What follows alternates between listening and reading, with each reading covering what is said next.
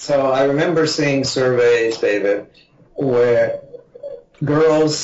teenage girls were asked, what is the most important thing in their life? And they said shopping.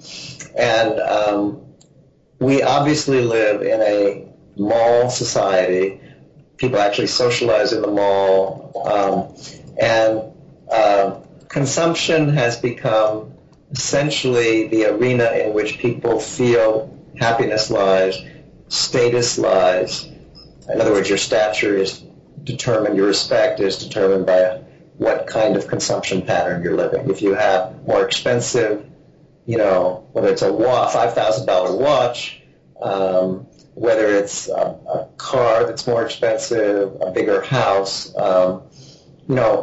we tend to define the metric of our success and of our happiness has to do with how much we're consuming and how it stacks up against how other people are consuming. Now, in my view, again, much of what we consume is not really contributing to our happiness. That's number one, because we're being taught that we want to consume in order to measure ourselves against other people to a large degree. Not that certain things that we consume are not very enjoyable and useful, but there's a large distinction between, what we're taught is important to consume and what actually makes our life better. Now, the other obvious issue is climate change and problems in the environment.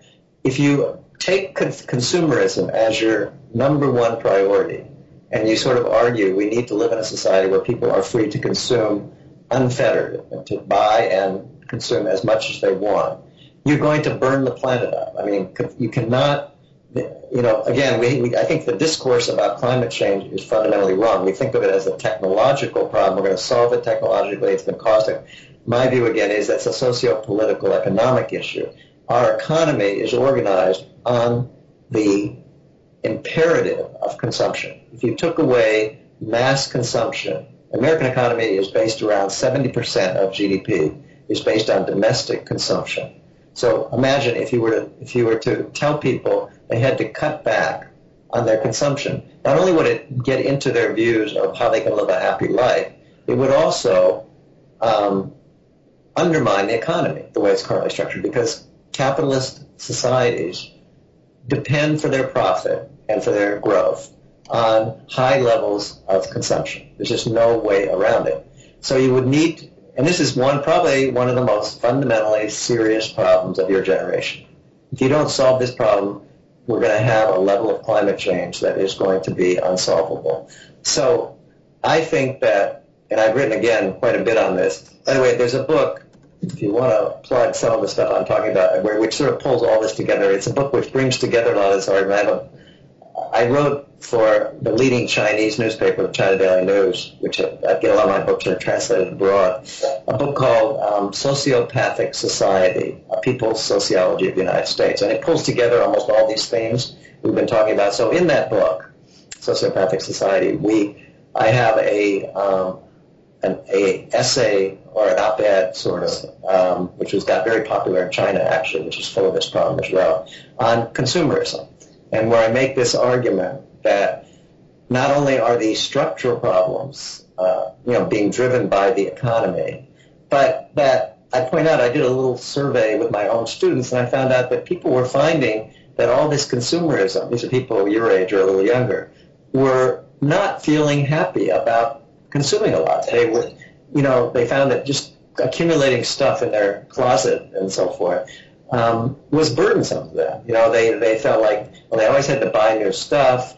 They didn't necessarily always need. They had to sort of compete with other people about it, that it was too much stuff to drag around. You always had to, it just seemed from the conversations I had with that, while people appreciated, a lot of technology and consumption they had, there was also this very strong shadow side of their consuming life where they just wondered, did they need all this stuff? Was it really making their life better that they have to drag all this stuff around? Did they want to sort of live with a lighter footprint, which would just allow them to focus maybe on things that were more meaningful to them, and that maybe they didn't really need to spend money on most of the things that they were spending money on. So I think there's a kind of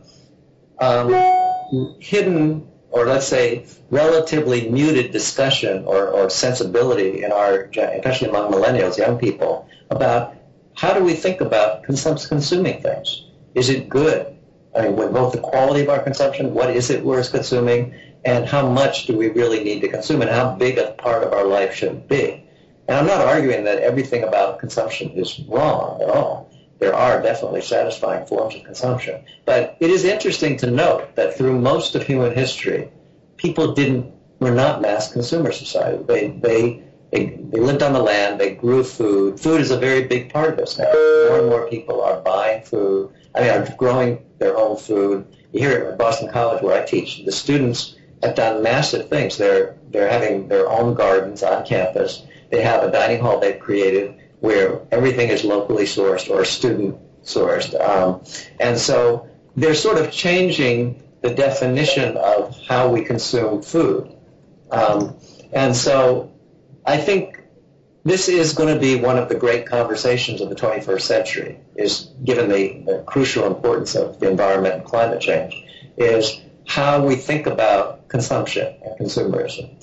And the problem is that, like I said, that we live in an economy in which if you radically cut back on consumerism, this economy will go into a Great Depression.